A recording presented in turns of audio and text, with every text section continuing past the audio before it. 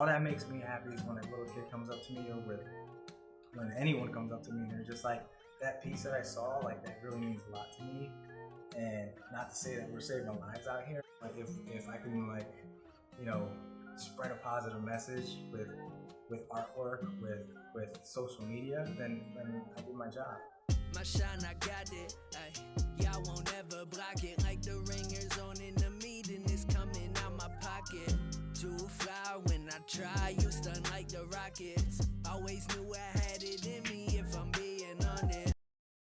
Named Fivefingaz, Fivefingaz, that's what he goes by professionally.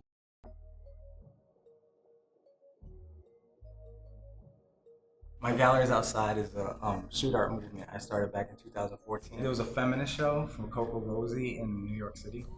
I crashed the show, so I made a huge painting. It was probably like 4 feet by 6 feet, and I brought it with me, and I was like, I'm gonna put this on the wall.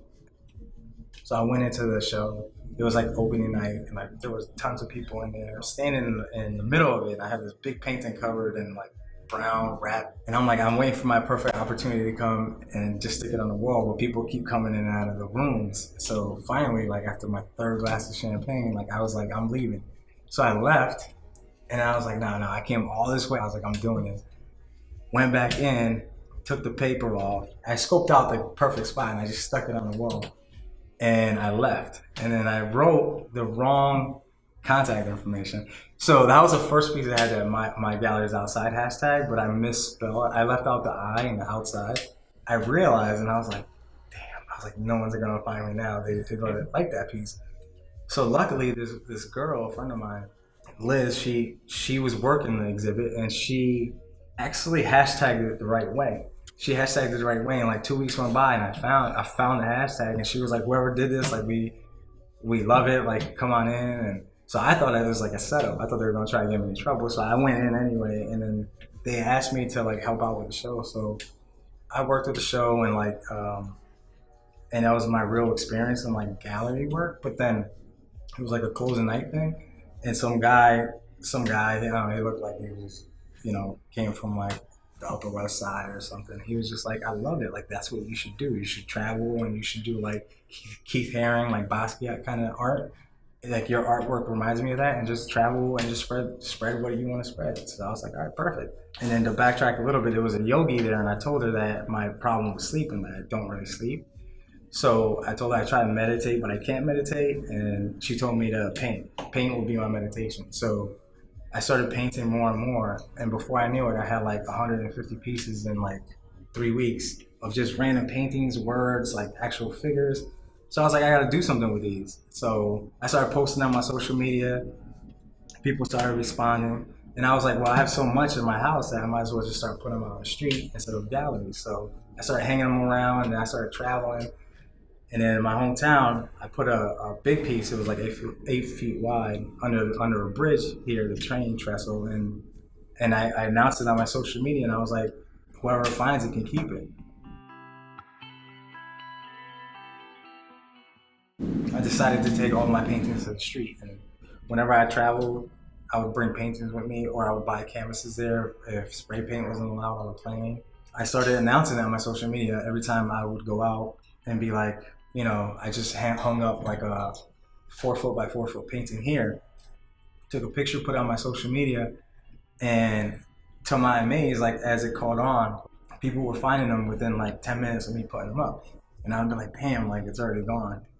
But I guess that's the whole purpose of it, is for people to take it and hang it up in the living room, or if the message meant something personal to them. Like I had a woman that I painted a heart love piece, and she said that it meant a lot to her because she's just lost her mom. She would have loved that piece. So I get messages like that all the time, so that kind of fuels me to keep going. You know, even little kids, you know, they become part of the scavenger hunt, and they go into it with their mom and dad, and they're just like, you know, my kid was like following you, or I follow you, and I told them about the art piece or about this, and then every time you post something, they're like, let's go find it, and it becomes this fun game.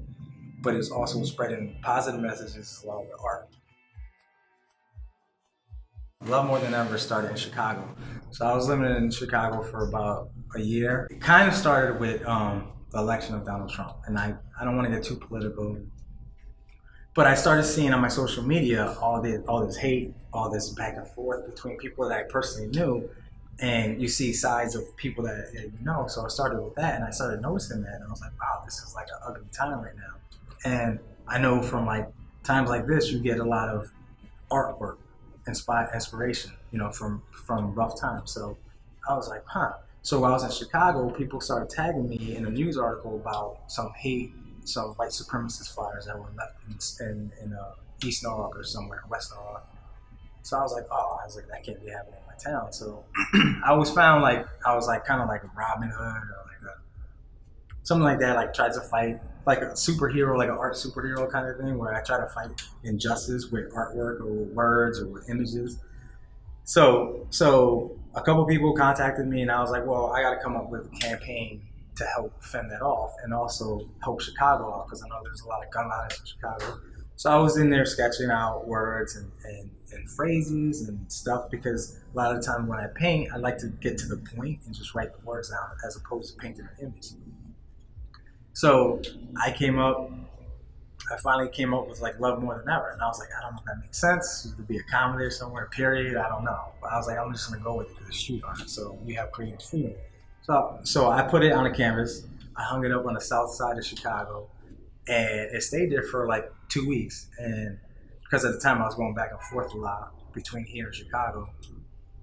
So when I went back there, it was gone. And someone had tagged me in it. And they said this message meant a lot to me, especially in Chicago. So I was like, that's kind of cool. So aside from my art, what I did was develop a couple of stencils that said "Love More Than Ever," and I just started blanketing like entire Chicago around with "Love More Than Ever," and that stencil started popping up on social media with hashtags. Started popping up everywhere. So I started getting positive feedback from that, and that's when I was just like, you know what, I'm gonna spread this word even further. So along with my galleries outside, every time I went to a different city, I'd spray paint stencils down, and that would be the message, and people would reach out all the time. Our inspiration was always Basquiat, Keith Haring, Andy Warhol, but also Picasso. Because the thing with Picasso that I love is that he was also a fine artist, and he can paint people to make them look exactly how they want to look. But then as he got older, he kind of started like, I don't want to say dumbed down, but he started like basic figure drawing and just like breaking down the image, and then he started going into colors and he had his blue period, and I kind of respect that because it's like, you know what you can do, but it's also pushing the limits. So that's how I started approaching my art and being like, you know what, like I know I can paint someone, how about like painting a figure that looks like someone with the least lines as possible, or just one color or shades of a color. And then from there I just went into like, how about just words? What if I just put words on canvas that means a lot to some people or to me, and put it out there and see what kind of reaction I get? And it's been a lot, it's been real positive. In 5 years, I hope to be still doing what I'm doing and to push it further. And it's never been about financial gain, as anyone will tell you. It's not like I'm in this for money. It's more positive messaging. But I hope to still be doing it, and I hope to spread more love, spread more messaging, more art, and to travel to further places and be like Anthony Bourdain of art, and just get out there and talk to people. And I do want to eventually do like a cross country trip, or like cross Europe trip, and just talk to people about love, about negativity, about positivity, about what it means to them, and just document it all. And just, it makes me happy to see people happy, pretty much. I mean, all right, who are you? Nah, I just want to say like answer like who am I? You could be like, Or I could just say I am. You could just start off with like, just be mid conversational. Yeah. I am nobody. Who the hell are you? Now I don't even know anymore. I go by Fivefingaz. I do street art. I spread love everywhere I go. Usually, I travel across the country. Spread love more than ever. Like I'm leaving. Yeah. I'm gonna walk with a purpose. Walk with a purpose. George Jefferson? Hold on.